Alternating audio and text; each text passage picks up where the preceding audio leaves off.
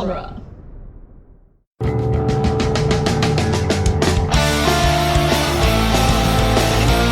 In the world of Hollywood, movies get greenlit and redlit. They get remade and rebooted. But we are the ideal. I'm Sam Gasch, and you are listening to Ideal Remake. Thank you for listening to Ideal Remake. We take movies that either have been, will be, or should be remade and talk about what the ideal version of that remake would be. And here at Ideal Remake, we like to keep things simple. When we're planning breakfast, we just make sure to have chocolate milk, Cocoa Puffs, buttermilk, chocolate strawberries, peaches, Wheaties, chocolate bananas, pancakes, sausage, toast, oatmeal, apples, and bacon. And to help me eat all this, we have returning guest Gretchen Krull. So, Gretchen, is Savannah Smiles a movie that has been, will be, or should be remade? Should be remade. All right, good. That covers our bases. So, I guess before we dive into it, Gretchen, hi, welcome back to Ideal Remake. Thanks, Sam. For people who don't know you immediately, tell us a little bit about yourself, and then we'll dive into the movie. My name's Gretchen, and actually through COVID, I started doing a children's TV show on YouTube. I say TV show lightly because it is on YouTube, but it's called The Babysitters Here. I read a children's book, and then I do an activity based on arts. My goal is to get arts education accessible to all kids. I think that's wonderful. Thanks. That's a lovely idea, and I will recommend former guest of this show, Josh Funk's children's books, because they are great and lovely. Oh, excellent. I will check him out.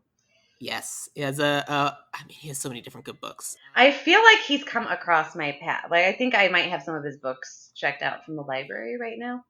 Possibly. I think we found him in the library when I was doing my last podcast too. But like, he's got Sir French Toast and Lady Pancake. Yes! And Yes! I have that one. I love that book. I just have to figure out the art and craft around it. I might have one of my chef friends do maybe a cooking segment.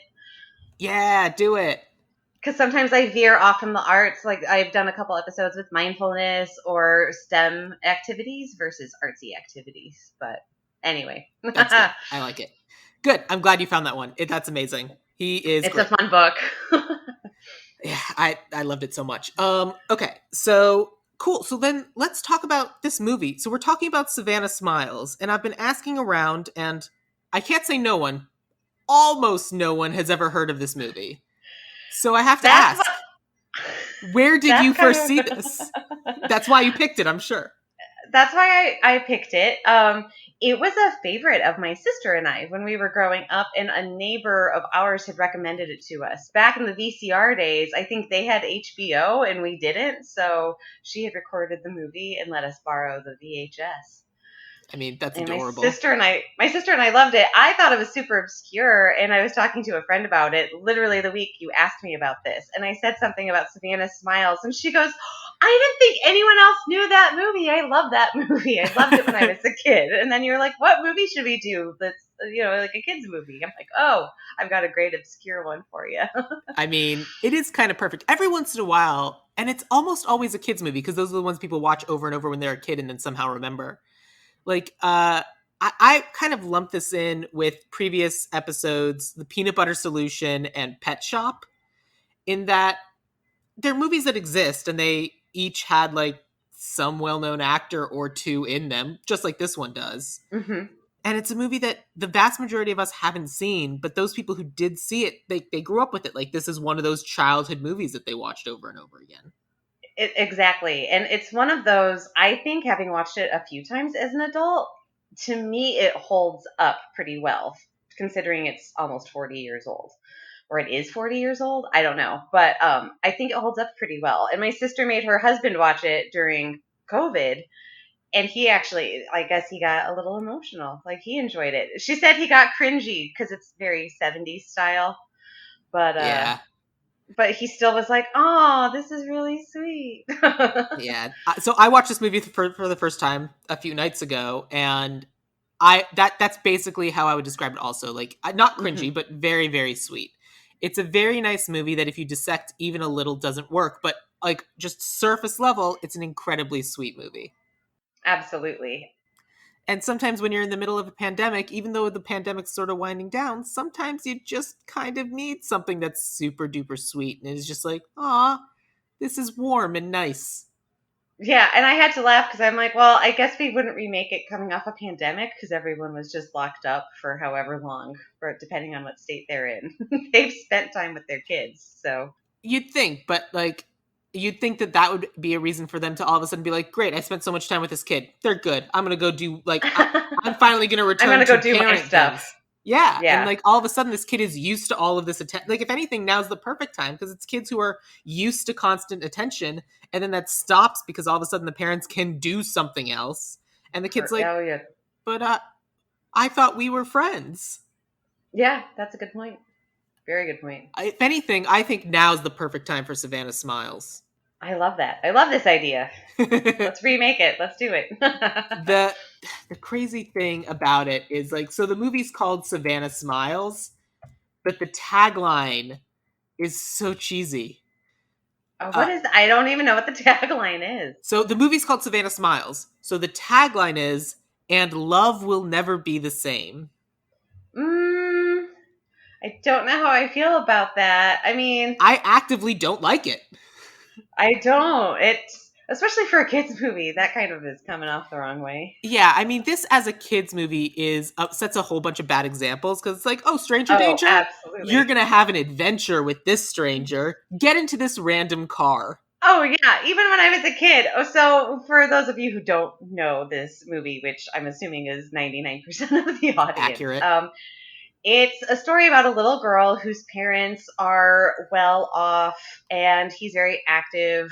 I mean, they're probably millionaires and he's about to run for Congress. So they're constantly at dinners and having cocktail parties and she's always with the nanny. And she's kind of over it. So she's getting sent off to her aunt and uncle's for the weekend and packs a bag and throws it in a random car while she's with her aunt at the park. And I, she doesn't get kidnapped. I'm always like, she's kidnapped, but she's not really. They don't know she's in the backseat of her car, but they're two ex convicts who No, end no, up. not ex-convict. They're Oh, not ex-convicts. they are. They're You're right. current convicts. They are current convicts. They That's right. literally are jail escapees, and they're on the run. And it happens, and so they're sitting on the side of the road in a stolen car, a stolen like clunker piece of junk, and this little girl and then like one of them, Boots, hands Alvy an ice cream cone, and Alvy's like, I'm an angry old man and I don't eat ice cream. And so like he takes the ice cream and throws it out of the car and happens to hit a passing motorcycle cop. And the cop is like talking to them, is like, what do you think you're doing throwing stuff outside your car? You hit a cop. Do you know how bad that is? Hey, sweetie. And they're like, hey, sweetie. And they turn around and there's a 6-year-old girl, little blonde girl in the back of their car. Yeah. So anyway, they discover who she is because it's in the papers and there's a reward for her safe return. So they're trying to figure out how they can return her safely on all ends while collecting this reward. Yeah. But so yeah, they hang on to her for a few days, but she has like the time of her life, which when I was a kid, there's that part of me that was smart enough to go, I know you shouldn't run away, but dang, she just had like the best 3 days. I think she got Cocoa Puffs for breakfast. My mom wouldn't let me have Cocoa Puffs for breakfast. This Cocoa Puffs and chocolate milk. Yeah. That's exactly. Double chocolate. Well, the other crazy thing is that like she literally gets the idea to run away from watching an episode of Little Rascals on TV. Oh, that's right. That's right. So literally something on TV teaching a kid to run away is now on TV potentially teaching kids to run away. Absolutely. And like the basic premise of this movie is that she is so adorable and so sweet that these two criminals, like their hearts just melt and they just want to make sure this little girl is happy. And Boots is the one who all of a sudden is like, yeah, we got to take care of her. She's a kid. We got to do the right thing. And like gives up crime, gets a job in order to like take care of this kid. And Alvy's the one that's like, no, this kid is just the money to me. That's all I care about. And then when Boots runs an errand to go pick up things, Alvy spends time with this little girl and she's just so sweet that he's like, all right, you're cool. We're friends now. And just like we can hang out. They both reach a point where they care about this little girl so much. They just want to make sure she's safe and they want to get her back to her family in a way that they don't get arrested, but they also don't care about the money anymore. And it was a lot. And it's a lot of money for it's a lot of money now. I can only imagine how much money that was Yeah, 40 years ago. exactly. And because even when she does, spoiler alert, when she gets returned to her parents and they're dealing with the authorities, Alfie says, I hope no one ever tells her that we're actually the bad guys. No, Boots says that. Oh, well, either way, whoever said it, it's like the bad guys were like, I hope she doesn't find out that we were these bad guys that she happened upon. And they do tell her at some point, they're like, you can't do this again because the next time Yeah. you won't be so lucky. Like, that's Like, great you wandered into our car, but they literally have a whole conversation about stranger danger. And they're like, yeah, don't talk to strangers. You know us now. Right now, we're not strangers and we're being good to you. But you got so lucky, kid. you got super lucky. And I mean, what's funny to me is even when I was little and I would watch this, I'm like, I don't know why she picked their car. Probably because the windows were down. I'm sure she was practical that way. But it's Yeah. this junker. People, if you haven't seen the movie, this car is like running on its last like couple legs. And So I I'm will like, I would be picking the Porsche. I'd be like, oh, they got some money, or the Mercedes. Like, kids I'd don't hit the. think in that way. Oh, you'd be surprised. That's fair, especially I mean, that's fair. And this kid grew up pretty damn privileged. But like She would know the difference. She'd be like, oh, that's a Chrysler. No, oh, a Mercedes. I will Kids say know. before we go further and like I mean, we've said the end of the movie, it doesn't matter. This isn't a movie that can really be spoiled. But basically like if this is a movie you feel like you want to watch, if you have Amazon Prime, it's free. It's available. You can go Yeah. watch it. Savannah Smiles. It's like an hour and a half, and it's very, very sweet. It is just like it's just a warm, friendly movie, and it's the sort of movie that is just nice. And if you want to watch a movie that's just nice, especially now, go for it. Savannah Smiles is a good one for you. Yeah, it's like there's really no unlikable people. I mean, maybe Yes, the there dad. is. The dad is the most unlikable person. The dad is very The unlikable. dad, and all of the cops. Yeah, yeah, they're all jumpy. They're jumpy. But the Well, no, dad, because we this, got to talk about it. So, like, all right, so now we're gonna get into weird spoilers. So, like, they figure out where this little girl is, and like, the dad hires a special detective to come in, and he literally has a conversation with some of the other cops. He says, "We need to do this, this, and this," and the cops say, "We did that, we did that, we did that." And he's like, "Cool." So it's like I don't even need to be here, and they're like, "Yeah," but then they keep doing that, and then he keeps doing things. Like he calls in a special strike force to go after these guys, and basically their rule is we're going to kill Alvy because Boots will give up after we kill this guy. And they were going to do it. They literally fire the shot to kill Alvy that only happens to miss because he happens to bend down. They yeah, were on multiple occasions just going to kill him and then hope the other guy surrendered and then take the kid. It is wild. you're practical. Cause see, so this detective is played by Peter Graves, who we all know from Airplane fame. So in my head, I never take him too seriously. I have a cognitive dissonance with him because I'm like, oh well, he's the guy from Airplane. I mean, it's a serious part, and he is serious. Everything Sam just said is completely true.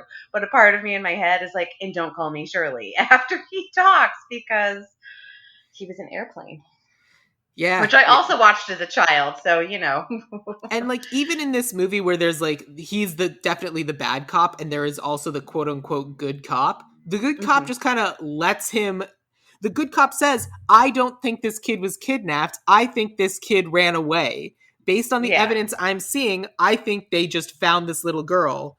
And then he still stands by and lets the other cops try to kill someone who is in this case completely innocent. So he's absolutely. That would have to be reworked for sure. And I think nowadays it would be because I mean, people are smarter now. We know that there's the good cops who would stand up and be like, do no, we? we Because that can't. hasn't happened. That's the thing we've learned this year. The thing we've learned this year is that there are no good cops that are standing up. Like when the dude got pushed over in Buffalo in June, the old man got pushed over and his head got cracked on the pavement, and then the cops who pushed him over got suspended. The rest of the precinct went on strike in defense of the cops that pushed over an old man. No one stood up against the cops that were like, no. No one said, hey, don't do that. It was the other way. That's true. Well, I have a friend who's a cop, so I've heard some stories from the flip side about how they've had to stand there during certain protests getting yelled at and spit on, and they cannot do a thing. And they're doing overtime That's because. that's fine. Yelled at and spit at is one thing. You can go home after that. You can't go home after being shot. True. True. So it's different different weapons. Yeah, and yelled at and spit on in response to being shot is not good. Separate conversation. But basically, like part of this is that some of the people I had cast was my two criminals I cast as not still like everyone in this movie, with one exception, is white. And Yes. so I made my two criminals not white, and I so because part of the reason would be like See, but my problem with that, because I was going in that direction, and I was like, wait, but then if I didn't want to make the bad guys, the quote unquote bad guys, minorities either. It got tricky. it did. I also in my head ended up going more comedic, like Oh, making I it a. also went super comedic. Okay, I was like, I just feel like this would almost, in order for this to work today, it have to be. I mean, even like Home Alone, it's pretty funny, but it's touching at the same time. And we all know we shouldn't skip our flight so we can just hang out at home and fight off the bad guys. Yeah, Like, I that's not remade Home believable. Alone. I We remade know, I Home know. Alone. It was great. So the reason why I made them more ethnically diverse is because I want part of the reason that they can't just bring the little girl back or can't just drop her off at a police station is like they will kill us. We are not white people. Mm, We're gonna we're not white people who they think kidnapped a blonde little girl.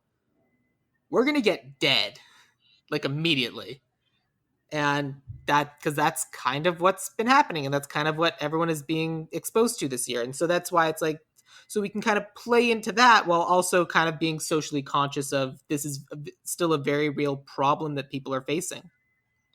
absolutely. So that's kind of why I went there. But like largely in terms of what we need to do with this cast is not this cast, this story. I mean, what theoretically we're going to be setting this now, right? I presumably, yeah. Yeah. One of the interesting things about this movie, and I did not do that, did not do that when I was remaking everything, is that the guy who plays Alvy, so like the quote unquote star of this movie, is a guy named Mark Miller. Okay. He also wrote the movie. He also produced the movie. So Accurate. basically, and there are a lot of people in this movie who are. It felt like he's like someone who like almost made it and is almost more well known, and then kind of pulled in a bunch of friends to like kind of create this movie. Yeah, And yeah. like I said, I think he largely did a good job, but the thing that he was missing was like distribution. Because I think this could have been a very sweet, well known movie. Yeah, I have no idea what the distribution was. I mean, I know it was on HBO. Yeah, It, but when you watched it 20 years later, although I guess now that I'm looking at it, because I'm looking at the IMDb Pro, I can't imagine that this was an especially expensive movie, but it made $10 million at the box office. which, So, yeah, for 40 years ago, that's good. you know what? We just might be judging based on how culturally penetrative this movie was, but this movie might be a success. It might have been a success. I actually just read a great quote about success or like failure, success. I'm going to digress for a hot second. Paul Go for Williams, it. who wrote the music and the songs for the Muppet movies, including The Rainbow Connection. So to me, Ooh. I love Paul Williams, huge fan of his. He's quoted, or he has this little thing about how he did this movie called The Phantom of the Paradise. I think it's a roller rink. Basically, on paper, it's a failure, but fast forward, it actually inspired Guillermo del Toro. Oh, I read that also. Yeah, so it's like just because on paper it's a failure doesn't mean you didn't inspire someone, and it's like maybe it's not a failure in some other way. So there's everybody's little bit of inspiration. Oh Savannah man, Smiles, maybe not great on paper, but was it inspiring children. was it also Daft Punk that he also inspired? Like it inspired an I think album. there was something with Daft Punk. Yeah. I think I read a more abbreviated version of the quote, The but. the version I read, like he was also talking about how like he was getting like had just finished working with Daft Punk or something because like this thing that he wrote had inspired them for some reason, and then like the reason why he was working with Guillermo del Toro 20 years later is because he was at a premiere and this one little kid went up and asked him to sign the I love poster. your Phantom of the Paradise movie. Yeah. Yeah, and it's adorable, and I love stuff like that. And yeah, you never know what little thing you're going to do is going to inspire people. Like, say you made a Little Rascals episode in the 50s, and all of a sudden in the 80s, it inspires a little girl to run away from home. I mean, isn't that everyone's goal? Getting kids to run away from home. Yeah. Absolutely. So we talked a little bit about kind of like the like the villains of this movie, but we didn't talk about the parents because the mom is kind of there with the dad, and she maybe should have stepped away from the dinner when her child was asking for her. Her friends Yeah. at the dinner were like, he's in the middle of a story. I don't know a single How parent could that you would be do like, that? Yeah, I don't know a single. Well, that's a lie. That's a lie. So, I mean, I worked an event once, and the parents didn't even know. The well-known parents didn't know where their well-known kids were that day. It's like, oh, how are the kids? Oh, I think this one might be in New York right now. The other one. So, I mean, people really don't have tabs on their kids at a certain level in society. I mean, that's what the help is for. That's exactly. They have the help. Yeah, And that's I mean, the mom comes around, but it takes for the little girl running away for her to realize this is impacting her to that extent. yeah. It's also very much the Hollywood thing of like, this is the mother. She must care. These are the rules. Yeah. You can't have an uncaring mother in a Hollywood movie. Meanwhile, the dad is like, yeah, get her back, whatever, or like, yeah, we'll pay for the detective to get her back. Yeah. I don't need my city police. I can pay for someone better. I'm Yeah, on it. and he's more concerned about like his image, like that's all he cares about. Like when they're at Oh, dinner, yeah. during the dinner, when the health comes up and says, "Hey, your daughter's asking to see you," and the friend goes, "He's in the middle of a story. Like it's your husband. You've heard the story. You can go." Exactly. I feel like moms now would say that. And I don't know what family friend wouldn't be like, oh, yeah, you should go take care of Yeah, your kid, who's fucking adorable, by the way. yeah, seriously, like they got the Just cutest the kid. cutest little kid. But so, and then that happens, and then the dinner ends, and the dad's like, "I can't believe our entire dinner was ruined." And the mom's like, "What are you talking about?" At some point in the middle of the dinner, someone came up and said, "Our daughter wanted to see you." The Our nerve! daughter wanted a bedtime story. I can't believe it. Crazy. Our 2 hour She long wanted to dinner get was tucked in. yeah, our 2 hour long dinner was interrupted by 5 seconds of a daughter's desire to see her mother. And it's just like, oh, That's okay, this is just a bad person. This is a bad human being. It's so bad, and it made me laugh. There's an old movie also from the '80s called "Seems Like Old Times" with Charles Grodin, and he's also running for Senate or the DA or something political. I can't remember. But Goldie Hawn plays his wife, and Chevy Chase is her ex-husband, and he's on the lam. He just ends up crashing the dinner, and it's this total disaster. So I had to think of during Savannah Smiles when he's like, this dinner was ruined. I'm like, you should see this movie with Chevy Chase where he totally destroys this dinner. That's very political. It's like, the dinner was far from destroyed, dude. You need perspective. Yeah, like literally no one noticed. And like so that's a bad thing that he does. And then later in the movie When he when they're burns like the letter. he burns the letter, like Well, literally first of all, actually, I don't blame him for burning the letter because, I mean, that's the plot and it shows how awful he is. I'm more mad, actually, at the housekeeper because she knows he's a douche. She knows he's the bad guy, but the housekeeper goes to him. The housekeeper now would go to the mom and be like, yo, on the down low, I found this, but, like, I just thought you should know. yeah.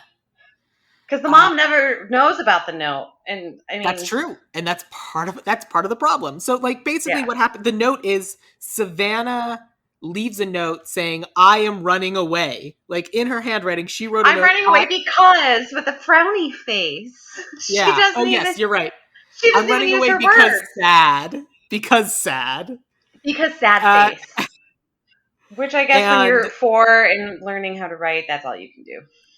right. And so the dad who's like, "Well, I've already hired and made it this whole big thing about how my daughter was kidnapped. I can't project the appearance that my daughter was Ran unhappy here away. and that's why she left. So obviously I'm going to burn this letter." And faces no repercussions for his actions. No, which is The bad awful. guy in a kids movie is never punished. And the thing is, it's like, I mean, what kid doesn't at some point contemplate running away from home, even if it's just for a brief second? Yeah, Like, all kids think about it. That's why we need to yeah. have episodes of Little Rascals and movies like Savannah Smiles to really inspire how easy it is to just jump in a car and go. I think, see, I didn't have a suitcase. So I was like, well, I don't Ah, know what I'd put my stuff in. that's the difference Uh, between those rich kids with their fancy suitcases. And those she rich runs kids with their away. Snoopy Snow, or her Her Snoopy. It was yeah, she's Snoopy. at some point she's wearing Disneyland like Mickey Mouse ears. She has a Yes, Snoopy suitcase, and then she runs away while wearing a fur coat. absolutely. I mean, it looked faux, but still. But This still. this family, you think this family would put their child in a faux fur coat? I mean, No, 40 no. years ago, that's a little borderline. Yeah. Well, I think because she's a kid, they make sure to have that fur coat only made out of baby animals because she's a kid. Of course. Yeah, Yeah. yeah. It's It's the baby action. Fox. Don't worry. I mean, let me. I want to double check something real quick because I think this is going to be really funny. I'm calculating when when this episode's going to come out, and it's going to come out. Earth Day. So no, this movie. So this episode is going to come out May 25th, which means that in Okay. 3 days, Cruella Deville movie premieres. So we're Oh, really talking about we're on the cusp of fur current coats being a events. thing again. Yeah, fur coats. We're gonna make things out of all the animals, all 101 of them. I can't believe they made a Cruella de Deville Oh, movie. I can't believe they made a Deville movie, and it looks great. I haven't seen the trailer yet. I'm not gonna lie. Are you going to see the movie? Are you one of those people who doesn't like to watch trailers because you'll watch the movie and you like going in blind, or you just haven't gotten to it? It depends on the movie. I just haven't. I happened to have not seen this trailer yet. Yeah, my rule is if I know I'm going to see the movie, I don't watch trailers if I can avoid it. But if I Yeah, don't know, that's when I'll watch the trailer. And this was one I didn't know, and so I watched the trailer and I was like, all right, fine, let's do this. It looks fun. yeah, yeah. But yeah, so the dad's a monster and he like faces no consequences for his actions. And then the two criminals, Alvy and Boots, whose hearts melt and they become good people because of the sweetness of this little girl, get arrested and we're pretty sure get thrown back in jail. Of course, and what made me sad was, I mean, the best part. I mean, not the best part, but at the beginning, so Bootsy breaks Alvy out of prison, and like after the whole getaway sequence, Alvy looks at him and he's like, "I'd say thanks, but I'm getting paroled next week. Like you busted me Yeah. out of prison a week away from my like actual potential release. You Yeah. couldn't wait. Like come on."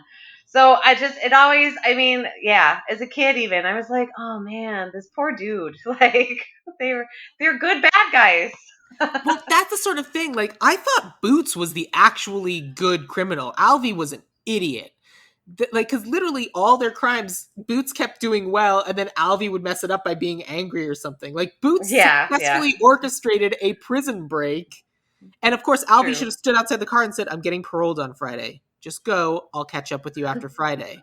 Oh, okay. Drives off. Right? Yeah. With his with his uh aquatic car. But yeah, it was definitely low budget. It's a low budget prison breakout sequence. Yeah. And but in a funny way. I enjoyed it. And Oh, then absolutely. and like they're hiding from the cops. Like they break out of prison. Like and they like they get away and they're hiding from cops like because they covered their car, like covered his car in a bunch of like branches and bushes and the cops miss him. So then they go to the one place where they would be seen, which is they drive the car into a river and float down the river. Having a car in the middle of the river covered in trees is the most noticeable thing you can do. I mean, yeah, not so bright. Not so bright. At least, go up to the mountains, drive it into a Yeah. mountain, and then walk down or something. I don't know. As far as I'm concerned, with that one exception, Boots was a very, very good criminal, and Alvy was just loud and angry. Because like Right, right. Boots was shoplifting from that shop while talking to someone, and the dude never knew. Yeah, and he even stole her rubber ducky He even stole her rubber ducky because he knew. because he just knew. Yeah. So we haven't talked about this yet, but I had such a shock watching this movie when we get to the 2/3 point and they're finally figuring out, like, trying to reach out. They found where the two dudes are. They're trying to break in, and for some reason, a priest shows up. Hmm. And as soon as the priest shows up, I go, Mr. Miyagi? It's Mr. Miyagi. It's Mr. Miyagi as a priest, and it was part of me was like, that can't be Mr. Miyagi. He just looks kind of like us. I'm being racist for thinking that this other old Asian dude looks like this. No, but no. No, it's Pat Yeah, yeah. It Morita. was Pat Morita. It was Mr. Miyagi. I, I Because a was friend of mine did a project with him years ago, and it's more a friend of a friend, but I was just like, he was in this movie I watched as a kid. Everyone else was excited about Karate Kid. I'm like, he was the priest in Savannah Smiles. Tell him I said hi. and he did a great job too. Like, he was Oh, yeah. and he Because was he's trying also to help very, negotiate everything. It's like he yeah. realizes the bad guys aren't really bad guys. He knows everyone wants the best for the little girl Yes. at the end of the day. And when the raid fails and, like, Alvy pulls the gun and said, "All right, we're going away from this area that's surrounded by cops. No one better do anything." He walks over to The try to priest runs negotiate. out. Yeah, Yeah. he's like, man, don't shoot a priest. Like, I'm here, I'm in peace, and he means it. And he's, And yeah, he helps them get the car started. They get going, and then they have the priest come with them, and the priest has them make a stop so he can go officiate a wedding. Then they yes, get which is back a in the good car. 80s humor. It was great. And then they keep going, and then, like, he also has this really good moment at the end where after Alvy, so they finally they reach out to the parents and say, they go to the ski lift and they say, we want to give the daughter back. We don't want the money. It's fine. Just meet us here and we'll do this thing. Please don't tell the cops. We will give you your daughter back if you don't tell the cops, and we'll meet you here. And they Yeah. say fine. So of course the dad calls the cops, and they meet, and at some point they get because Alvy now loves this little girl so much, he gets her a puppy. Yeah, yeah, I forgot about And that for a second. and while they're waiting for the parents to show up so they can give her back, they or so they can, like, have the priest. It's a whole thing. She runs off with the dog, and so then all of a sudden they're like, holds for talent one moment, and they have to go find Savannah again. And Alvy finds her on like, kind of by the river with the dog, and he's like, "All right, it's time for you to go. We all kind of have to go and deal with things." Like, Alvy's kind of saying, We have to go back to real life again. "Yeah, this was a fun. We'll never forget this, but we It do was have a to go fun back." vacation, but we're done. Yeah, Doesn't even call it a vacation. he does. He absolutely Or does. like your little trip is over and we all have to go back to our places. Yeah, and, like, he's implying he has to go back to jail. He says she gets to go back to her rich family. And, like, as he's saying this, like, he's getting surrounded by cops who all have guns drawn on him. And then he gives the little girl a piggyback and, like, meets the mom in the middle of the river, sets them Yeah. down, and, like, keep going. But then the priest, who Father O'Hara, walks up after he drops off the little girl and says, "May I walk with you while you go back?" And I'm pretty To sure the try priest, and keep the cops. I think he's trying to keep the cops from like totally taking him down or like yeah, at least shooting him to death. Cause yeah, like that's I his thought the exact little same act. thing. Yeah, it's like, oh, that's so. Yeah, I mean, the cops still get in and split them up and arrest Albie, but I think But they they do it. arrest him and don't kill him. They arrest him. Exactly. And Exactly. so So yeah, and this there's a guy, great moment. One of them says to the dad or to the parents, "It's like you just make sure she's happy," and the dad, of course, gets defensive. It's like the bad guys are like, "Your kid did this because you're dicks," and the yeah, dad's like, "What?" And the mom's like, "Yeah, by the way, I'm also out." Like she up and leaves. So it's like, yeah, oh, okay. like, she doesn't say thank you, but also it's like one of those You things where I feel like if this movie came out in the 90s, they would have had a moment at the end where it's like, and every once in a while we get to visit this little girl we're friends with now.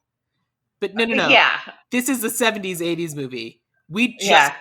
like, this is just a return to normalcy of the rich people go back to being rich with no consequences whatsoever, and the poor criminals go to jail. Well, Because actually, the they did dad, he commit does lose crimes. everything. I mean, the dad does lose his wife and daughter at the end of the day because the Do wife is going to they? leave him. Did she say Well, that? she says goodbye, Richard. And he realizes. She says goodbye. She has Savannah in her arms and she says goodbye, Richard. And he's like, oh, I just fucked this up. Oh, I just thought that meant she was going home. I didn't think that meant she was getting a No, divorce. I always, even when I was a kid, I always took it as like, nope, I'm going to take this kid and give her the attention she needs because she processed it. And when like two convicts are like, dude, you got this great kid, spend time with her. I Because it's after that. It's like the bad guys call them out, and he's like, what do you mean? I'm getting defensive because I'm a dad and I'm doing the best I can. And she's like, yeah, no, bye, Richard. That's how I that took it. that's a fair interpretation. It's not explicitly said, so I Because it's the can't. 80s. I don't think they want to, and it's kind of a kids movie. So I feel like on the down low, they don't want Yeah. to traumatize kids. Like, oh no, Oh mommy and no, daddy, you're not getting a divorce. divorce. But maybe I did not get that impression, but I can totally see that you get how you get that impression, I and always thought I this think movie that's would fair. have. I feel like maybe, actually, maybe even instead of a remake, a sequel would be great. It's like what you're talking about. Like, what does happen? Like, does the mom leave the dad? Is Savannah happy down the road? What happens to the convicts? Does I the mean, mom like feel badly and like hire them to garden for her or something like that? Like, do they actually yeah. go through with pressing charges? Because they could say, like, we're not going to press charges. I could see the mom being like, yeah, no, you kept my daughter safe and happy for 3 days. Well, especially, and it felt like longer than 3 days, but it also feels like they put the little girl on the stand. She says, "No, I ran away," because she kept saying that over and over again to everybody. Yeah. She was like, Oh, "I ran no, I away." wasn't happy. Yeah. Yeah, and so like I feel like A, they can't press charges, but B, they broke out both guys broke out Boots broke out of jail and then broke Alvy out of jail. Yeah. They did some I mean, crimes and so robbed some places they'd go and back literally to stole prison. multiple cars. Like they did some grand theft Okay. autos.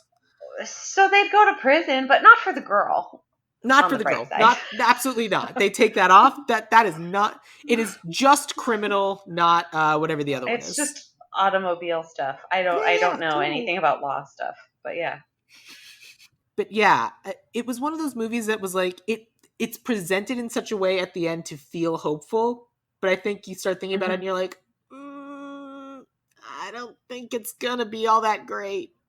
I always felt hopeful. Well, again, because I think the mom is leaving the dad. I was always hopeful for the two of them to like rebuild their relationship because she's young enough that she'll be like, "Oh, okay, cool." Yeah, unless she was a trophy My wife and he has all the money and they have no prenup and she nope. gets nothing in the divorce. I well, then he'd especially be a d bag. But I feel like Savannah would still appreciate it. Oh yeah, Savannah would love it. I Savannah don't know if doesn't. I mean, Savannah. Let's she be doesn't care. honest. She I was think happy in that shack. she was happy in a shack, but they kept showering her with gifts. Like she kept being But given stuff. I've always been OCD enough that even as a kid, I was like, so while she's having fun playing with them, because they actually would play with her and read stories to her, Yes, which her parents wouldn't do, I appreciated that aspect absolutely. of it. But I was like, I can't believe she's taking a bath in that tub because she's definitely getting something besides clean. I'm As a like, there's, child, I would have been the exact same. Like I've always been like a I don't like being dirty kind of kid. yes, yes. I'm like, wait, I don't know you. Your mom can't make a sandwich for me because I don't know where her hands have been. I only trust my mom's hands. I I did not go that far. It depends on who the kid was. It depended. Yes, but at the same time, but like yeah. So in terms of like location, not comfortable. But in terms of like Well, constantly because like bringing also new it's not gifts, their chocolate house. Like milk, a rocking horse. No, it's an abandoned house that they figured out how it's to an turn the power abandoned on. house. So yeah, they were able to rig the It's power, and that's super. where even when I was a kid, I'm like, ooh yeah, It's no, see, super I wouldn't dig boarded up. that. Yeah, no. As a kid, I would also hate it. I would not dig that part of this running away. So, No, but she not at was cool all. with it. So I feel like even if the dad took all the money and the mom was like left out in the dust. See, I feel like for his political career, he wouldn't do it because that would be bad. Yeah, especially at this time where they are, a divorced man can't be elected. He's not good Especially for in our Utah. city. Is that where this In was? Utah, they're all that was set. It was set in Salt Lake City. I didn't remember. It was on the But it was yes, on the bus and stuff. especially in Salt Lake City. Absolutely not. So it's like his political career is over. Especially in Utah. Yeah, the Mormons would never go for that. Absolutely not. So we've kind of talked about the movie as it exists now. We need to talk about now what we're going to do for us. Because especially for setting this now, I feel like we could have these. I think the idea of the bumbling criminals who like have their hearts melted and like meet this little Yes. girl and like they she teaches them that like, oh, it's okay to care. Because one of the things we haven't talked about is kind of like a running memory montage that we have in the movie that's Alvy's memory, and we kind of Oh, have this right. memory that Alvy keeps happening of him as a little kid running after a truck with like his three siblings in it as they're pointing and laughing at him not being able to make it into the truck. And this is the thing that kind of broke him and made Yeah. him And they're going angry into and a criminal. town to like run. Yeah. Yeah, and like that's what made Yeah. him Yeah. leave home at 10 or 11. And it's just like the fact that he didn't have this like this happy childhood, and it's just like a happy childhood is what can allow someone to be happy in their adult life, because and he's not. But at the end of this movie, they do that shot again, and this time the truck waits, and the three siblings, instead of pointing and laughing, wave and encourage him to catch up and get in the truck. And then all four of the kids, him and the siblings, drive off together, kind of implying that having these 3 days or however long it was with this little girl and actually having happy memories that he can go back to kind of was so psychological necessary that it somewhat healed this past trauma and will allow him to kind of approach life in a more positive way going forward. Actually change. Yeah, which Yeah. I thought that as a device and a metaphor, I thought that worked really well. It really does. And I don't think you see kids movies that have a smart level to that they assume that you'll understand it as a kid. Yeah, like I don't know if that was I mean, that I feel like necessarily they dumb stuff down. I mean, I remember understanding as a kid that he was left out. I don't know that I put it together when I was a kid that that's why he did have the life of crime. I just got that he had this right. rough childhood and he was made fun of and he could relate to her on some level because he was left Yeah. behind and she feels left behind all the time. Well, she even says at some point, I open all these presents on Christmas, but then my mom and dad go skiing and leave me with the housekeeper. Yep. Oh So yeah. it's like Alvy's like, oh shit, just because you're rich doesn't mean your life is any better. Yeah, it's true. I think so, and I think there are definitely kids that appeals to, and especially kind of like in the way we talked about it earlier, of like Yes. especially now, like there are these kids who had this year and a half really where they had to spend time with their parents every day because they had nothing else, and Or I they were think finally able to spend time with their parents. yeah, and I also have like clients or like friends of friends connections where like the parents were like I spent that's I didn't Yeah. have kids so I can spend time with them, and are still finding ways to not do that anymore. But I know that there are others who are like that's like I have friends and people I know who've like been going on adventures with their kids because like you can't see your friends, so we're gonna go on adventures, we're gonna go on road trips, and we're gonna play games and do things together because we finally get this chance to do family stuff. Exactly.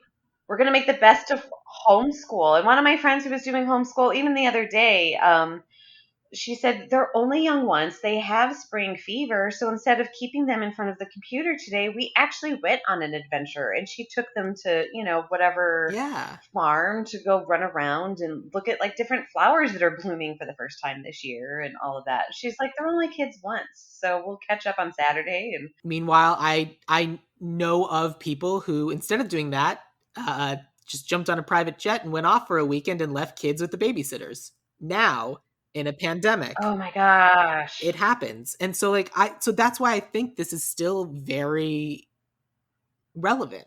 And so relevant. like so making this movie now, I mean there's the whole cell phone aspect of it, but I don't think a cell phone or having a cell phone changes what we would do. If anything, I think that that's like that can that's it's the same metaphor we use in a bunch of different movies that I remake, but basically like it's this little kid who runs away and is just playing on their phone the whole time, but like as they go on adventures with these two people she found, kind of starts putting the phone away, and then doesn't realize when it ran out of power, and like when it runs out of Yeah, power they can't use it to track her anymore, and all of a sudden they don't know where she is because she's having fun with these like actual real absolutely. in-person fun.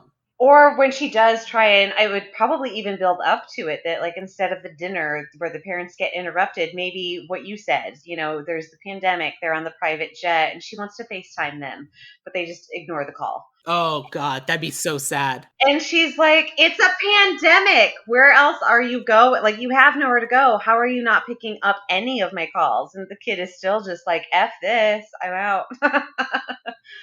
Or they do the thing that I don't know if I did this while we were recording. Like literally, she can run away and fail because she had her cell phone with her, and all like have Find My Friends active, and so her parents are like, she's over there, and they send the nanny to go pick her up and drag her home. So then when she runs away for real, Oh, and maybe she tries it multiple times. yeah, and she keeps having her phone, and so finally when she tries it for real, she leaves her phone Oh, behind. I like that. She's smart enough to, yeah. I like that. She's figured out that that's how they're And finding kids are her. tech savvy. I mean, I don't know how to use some of the stuff on my phone. I was just asking one of my cousin's kids how to do something with my phone.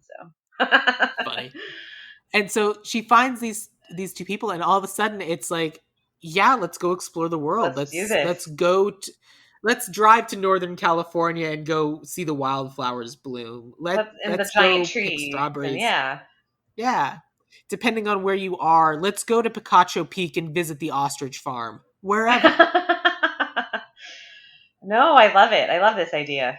And and I think that it should be going along with them and doing kind of their criminal things, but like she just keeps asking questions about what they're doing and why.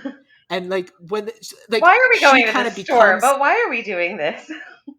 why are we leaving so fast? I was having I was fun. yeah, I was having fun talking to the pharmacist. Why are you making me leave? And, like seriously, if we do things like that, and that way, like so this little girl kind of become like, it's sort of implied that it's in the original movie, but I think we can now kind of even more state that she's kind of sort of becomes their therapist by just like talking to them and getting them to speak and talk about like why they're doing these things and what, well, why don't you go do that place has a we're hiring sign. Yeah. I don't want to wash dishes. Why? I don't like answering to people. You're in the back, you won't talk to anybody. Whatever, like stuff like Yeah. that.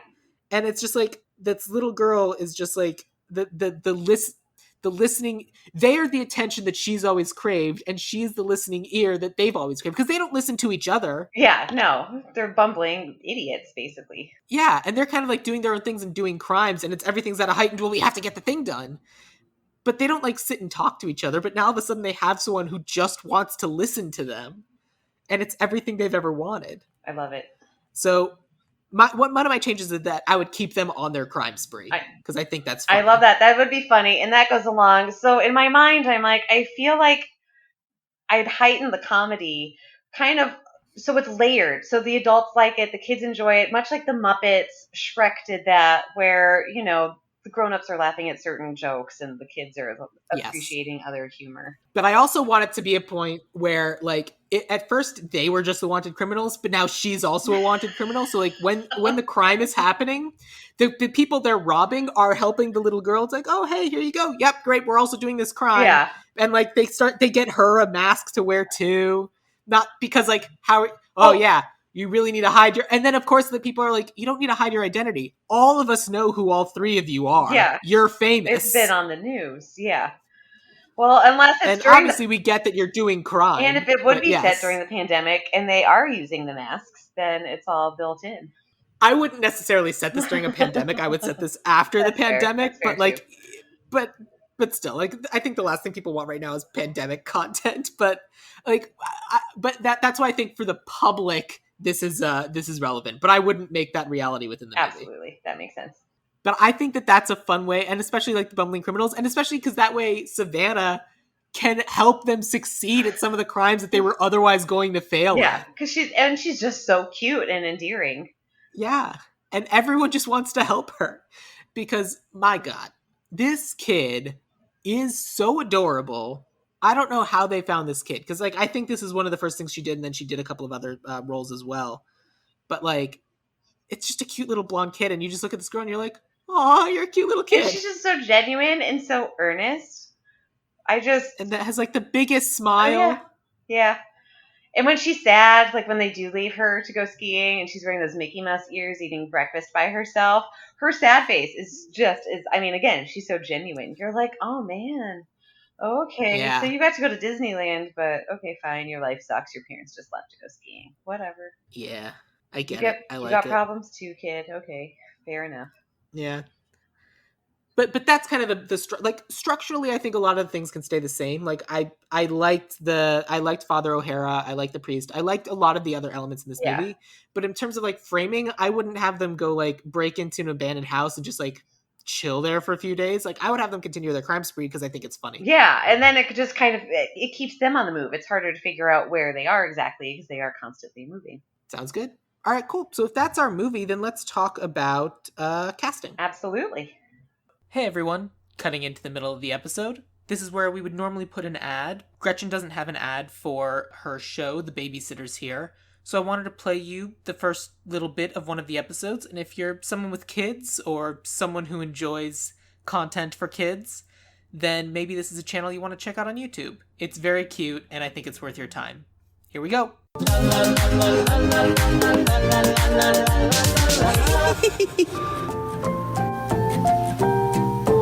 Thank you for joining me. Do I look silly? I probably do look silly. And why would I look silly? Well, I was worried about some homework I have to do, and I thought maybe if I stopped and felt silly, it would help distract me from my worry. We all worry. And that's the show. If you liked it, check out The Babysitter's Here on YouTube. I feel like we got to start with our Albion boots. And it sounds like you kind of went with white dudes. I kind of went with less white dudes. Actually, no. Well, I know you like people to do a specific one. I have two bootsies because of this, because I wasn't sure, but I liked your point, or I liked your take on the race. I have a white Alvy. Well, I also considered, what if they were female criminals? Like, why? I thought about I definitely thought about that too. Like kind of the whole Kate McKinnon, Melissa McCarthy kind of thing. Like that kind of dynamic. So I had a female version of Kate McKinnon and Leslie Jones. I can see that. Yeah. But I think as we're talking about this, my Alvy would be Dax Shepard. Oh, that's an interesting choice. Because he's so funny when he needs to be, but he also was on Parenthood, and he's actually a really good dramatic actor. So I feel like if there were any of those scenes, even though we're going on a more comedic slant, if you would bring up anything with Alvy's childhood, like the truck, all the flashbacks, yeah, or any of those little heart-to-heart moments, like when he does hand her back, I think Dax Shepard would be fantastic at acting that out and being like the heartfelt, the criminal you love to love. Yeah. And then my bootsy, I would keep as Leslie Jones. That's fun. So my Alvy, I went with someone who plays crazy great, like is an excellent crazy person, like can snap at any point and we don't know what he's gonna do. So I went with Jason Mantzoukas. Wait, who? Why am I know that name. I'm looking him up. Hold on. Jason Mantzoukas has been in The Good Place. He's a voice on Big Mouth and Invincible, and he's in Brooklyn Nine-Nine. Nine-Nine. He was on The Good Place. Jason Mantzoukas. Yeah. He does. Oh, see, so I do love him. He was on The League, which is just a filthy, dirty show. Also, yes. So I don't know if I could put him in a kid-based movie just for that. I mean, he's a voice in a lot of cartoons, but like a lot. I mean. And I know that doesn't make you or break you, but in my head, I can't get past The League and some of the stuff I saw him do. I mean, you know what the guy who played, I can't think of his name right now. You know the guy who played Danny Tanner, like his style of comedy, right? Oh, that's true. Yeah. He's very blue. Very blue. Yeah. It's like you're exercising both styles, and I find that funny. And so then my boots is an actor and also voiceover artist named Ron Funches. Interesting. Would I know what he looks like? Do I know him from not voiceover? Yes. Okay. Yes. Because he also is an actor. He's been on Blackish. He was in AP Bio. He's also a very accomplished stand-up. Okay. I dig it. Both of them are very, very distinct styles, and they're both strong comedic performances and kind of bounce off of each other in that way. Yes. I think it would be... So if I was to pull from our four, I think I would like to go with Jason Mantzoukas and Leslie Jones. because I Okay, think that'd be funny. that would be funny. And so that's kind of the pairing I think I'd like to do. So then in terms of our Savannah, we were texting about this earlier, and both of us kind of realized that it's impossible to cast like a 6 or 7 year old, especially now, because Yeah, and I anyone mean, who's well, and I don't know what's going on with kids stuff. Like, there isn't that star. Like, there's not a Macaulay Culkin or anyone of that I mean, nature. yeah, but like the joke you made is that like this will be the introduction of the Macaulay Culkin. This is how we Yeah, find. So I feel like for a character like Savannah, unfortunately, we can't pull from things we know. We just need a casting director to find a really good child actor. absolutely. And I feel like so I literally wrote Savannah, this picture of a baby. Well, and at one point in my head, I'm like, oh wait, but she's grown up now. I thought of Will Smith's daughter, but she's Yeah, too but she's old like an now. adult. I That's the forgot thing. Like that. Like in my head, I'm like, oh, she's so cute because I was thinking of her as Annie, and then I'm like, oh wait, that was a while ago. Never mind. She's that too was old to do it. She's yeah, that was aged like out. 8 years. Like literally, a new actress who could fill that role has been born, and then since aged out of this role since Yep. she played Annie. Basically. So that just brings us to the mom and the dad. So let's start with the mom. We didn't talk about this, but I would potentially be interested in kind of role flipping the two characters and having the mom running for whatever the position is, and it's the dad who's like, oh, yeah, this poor kid. And it's Okay. like kind of flipping it, and like having the mom be the politician and the dad be the one who realizes that we've gone too far. I feel like my casting could go either way on that because I kind of debated that as well. I kind of also have two dads because of race. I was getting creative and thinking outside of the box. I mean, we Um, could certainly just also just have two dads. I don't care, but like well, I the don't want to. I don't necessarily mean think that outside the box. Just in my head, I flipped. I have like two ideas. well, let's talk about the dad second, and then pick one. Let's start with the mom. So you went first for the characters for this. So let me tell you about my mom.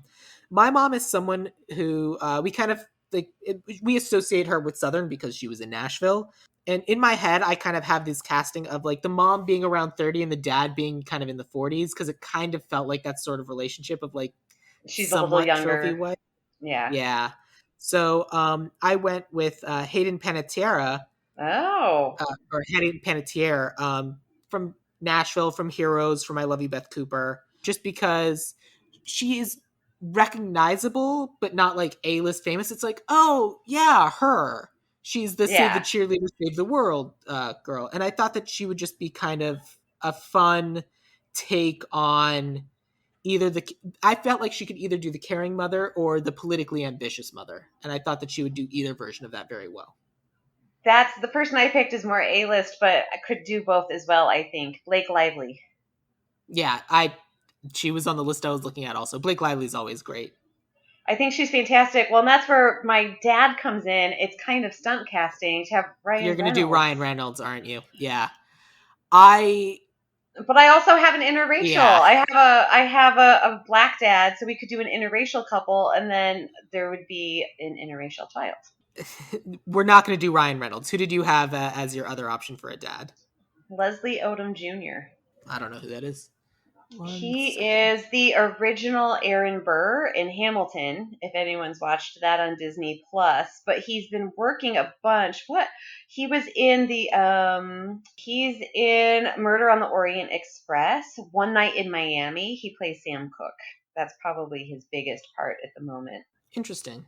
But I Cool. feel like All right. again with the Interesting choice. casting, I feel like he'd be good at being either way. You'd go with it. If you wanted the dad to be ambitious, he could do that. If you wanted the dad to be the more gentle, understanding one, I think he could do that as well. Yeah. I kind of had a similar kind of casting. The actor I have, he's in 300, but you wouldn't recognize him, and he's also kind of more recently been in Westworld, and that's kind of like his more recent success.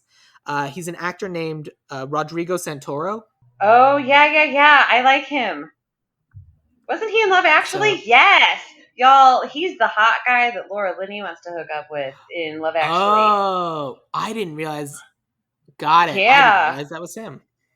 that's him. That's I just fun. saw him in something else and I was like, isn't that the hot guy from Love Actually? Not that he's just the hot guy from Love Actually. I don't want to. But okay, He's I can get also on the board with that. Okay. So yeah, so that's kind of who I had in mind for the family. Because like in terms of the casting for this, I don't like this being too distracting. But yeah, we can come back to that. Who did you have for? So we had kind of the two investigators, the decent one, and then the definitely worse one. So I don't know if you cast the investigators at all. I did only the one that was Peter Graves, which was the bad one. And I definitely I went with the more comedic slant because again, he can play it straight, but that comedy kind of comes out. Alec Baldwin. Ah, okay, that's not a bad idea. I'm happy to go with Alec Baldwin for that. My option for like the whatever his original name was, I forget. Harlan Dobbs was Jennifer Connelly, just Oh, because interesting. can also be a very scary investigator type, and also it's Jennifer Connelly. So all of a sudden, this person gets out of a car, and you're like, oh, what's she doing here? And you're like, oh no, she's here Yeah, to get shit done. Yeah, but I'm perfectly happy to go with Alec Baldwin. For the other one, I was like, I want someone who like kind of comes off as scary, but is kind of starting to realize the cracks and the flaws in the system, and is literally witnessing it play out in front of him, yeah, but could also theoretically just like kind of stand by and let it happen. I saw him originally in Luke Cage, but he's also probably more well known for being in Sons of Anarchy. It's an actor named Theo Rossi, Theorossi, and in Luke Cage he plays the dude with sunglasses, and he's great, and he plays that kind of character really really well. But he also like has a depth to him that I find very compelling, and so I thought that he'd be a good actor for this role. So perfect. I don't have anyone, yeah, so that works. do you have anyone for Father O'Hara?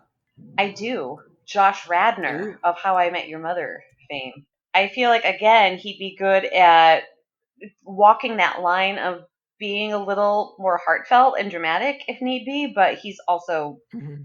been on a successful sitcom. So I went a different route for that because it's a role that was originally played by crap. What's his name? Pat What? Morita. Thank you, Pat Morita.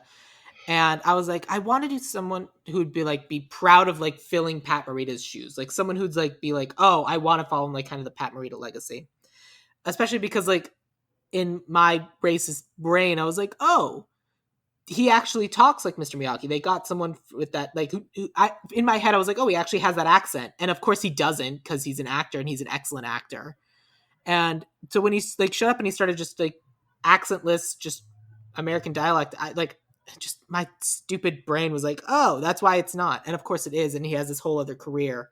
But I wanted someone who could kind of like follow in the Pat Morita shoes. And so I went with an actor named BD Wong.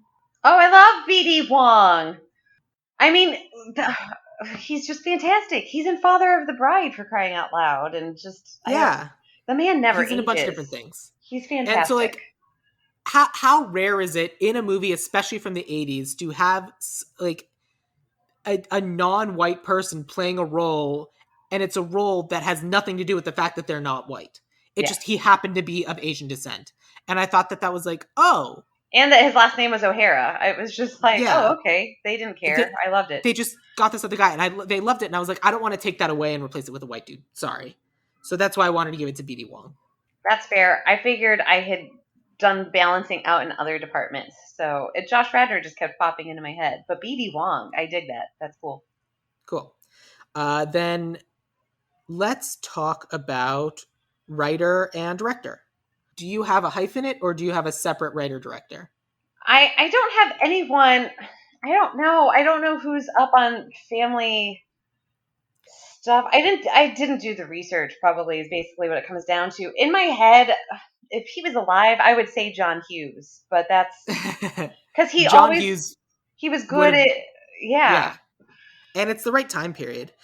I will say the writer was the toughest one for me to find. I had the hardest time because in my head I really wanted it to. So in my head, like I found the director pretty easily, Okay. because I just wanted someone who can do sweet inoffensive movies, because that's really what this movie is. Yes. And so I found a director for that super easy. But then because it's a movie that's called Savannah Smile and it's about this little girl, I kind of wanted someone who I wanted a female writer who could write a little girl, because at one point she was one. And so I also had a hard time, but I also wanted someone who could do the comedy. And it was just this interesting mix. I ended up finding this writer who I couldn't believe I'd never heard of before, but she was one of the writers on, did you ever watch Pepper Ann growing up? No, I think that's after my time. Fair. But she wrote on Pepper Ann, which was this cartoon, but she also like created Don't Trust the Bee in Apartment 23. Oh, okay. She wrote on Malcolm in the Middle. She's like the executive producer or something on Fresh Off the Boat. She is a very talented comedic writer, but also has done these like sweet family movies. And I meant to look up how to pronounce her name, but I'm going to do my best. Nahnatchka Khan is the name of the writer. Nahnatchka Khan. Okay. Nahnatcha, and then Khan is Khan. Excellent. And I just thought that she would be, because of her experience doing this comedy, because I think at the end of the day, this is a family comedy movie. This is a sweet, inoffensive family comedy. And while she did write a show called Don't Trust the Bee in Apartment 23, I think she can also she also worked on kids shows and can kind of walk that balance in that line. And so I thought she'd be able to really craft a funny story that would be interesting and compelling. I like that. Because, I mean, what we've kind of come up with through this whole process is it's a balance of a lot of things. Absolutely. And because this is the sort of movie that you should be able to watch and it just makes you feel warm inside. Warm and fuzzy, and it makes you go, oh, okay, so our family may not have a mansion, but we do have each other, and exactly all that. Yeah. But also make it so kids don't want to run away from home. 50-50. Sam Gasch, enforcer of children running Absolutely. away from home. So then my director he's done a bunch of movies, but and some hits, some misses. But the one that kind of made me think of it was 50 First Dates. He's the director of 50 First Dates. He also directed Adam Sandler's other movie, The Longest Yard. He's directed My Spy. He's directed a bunch of other things. He's a director named Peter Segal. Segal, yeah. And so I just thought he'd be kind of fun. It sounds like it, because those Adam Sandler movies are kind of, a lot of them are the same way, where there is a heartfelt message with that underlying, sometimes slapstick comedy. Exactly. So because I got a bunch of these, what I would like to do is I would like to make our mom Hayden Panetta and then our dad Leslie Odom Jr. Okay. And are there any other roles that you cast that we missed? No. Cool. Then let me take you. We've got our cast. Let me take you through our Savannah Smiles. Alvy is going to be played by Jason Mantzoukas. Boots will be Leslie Jones. Savannah, we're going to have to find a really cute kid. Oh, man. The mom will be Hayden Panettiere. The dad will be Leslie Odom Jr. Richard Driscoll, the reasonable investigator, will be Theo Rossi, with Harlan Dobbs, the outside investigator, being played by Alec Baldwin. Father O'Hara will be played by B.D. Wong. All of this will be written by Nahnatchka Khan and directed by Peter Segal. And that is our remake of Savannah Smiles. Gretchen, you going to go see this movie? I would go see this movie. Cool. Awesome. We did it. We did a remake. So now's the time. Plug all the things you want to plug. What are all the things you want people paying attention to? I would say check out The Babysitters here on YouTube. You might need to type in my name because there is a song by the same name, The Babysitters here, which I actually, wrote. That's where I got the title from. Someone I used to babysit said I was the babysitter in The Babysitters here because it's the cool babysitter. So that's my kid endorsement as well as the plug for my show. And that's what I have in the works at the moment. I have some other stuff behind the scenes, but maybe by the time this is up and running, I'll have more to plug, and you can type it in the comments. Well, I was going to say, do you have some social media you want people to follow? So when you do have other things, they can find out there? Absolutely. At Gretchen Krull. One word. Gretchen Krull, Krull, on Instagram. Sounds good.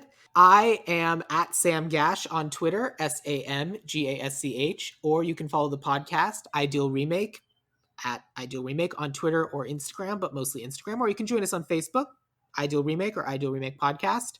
Or if you prefer listening to your podcasts on YouTube, you can always subscribe to the YouTube channel or any of the other amazing shows on the Dueling Genre Network. I just lost my train of thought. Oh, And if there's anything that you want to do for the show, going on to Apple Podcasts and leaving us a 5-star review is incredibly helpful for this or any other podcast. And if you've got 5-10 minutes and want to do a nice thing, that would be a very nice thing for, again, me or any show that you like.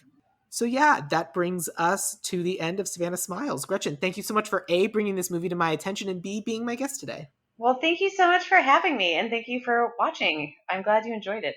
Yeah, so my last question to you is this. What is your favorite quote from the movie Savannah Smiles? My favorite quote. Oh gosh, I don't know. I can just hear her screaming. She's in the bathtub and she's like, Bootsy!